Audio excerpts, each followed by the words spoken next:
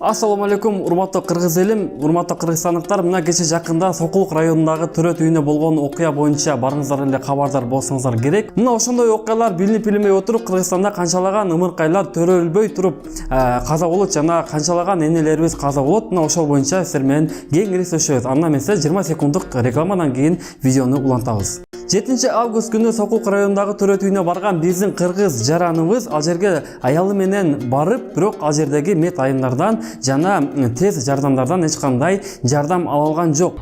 Сусу кетип атабы? Кетип атасыз.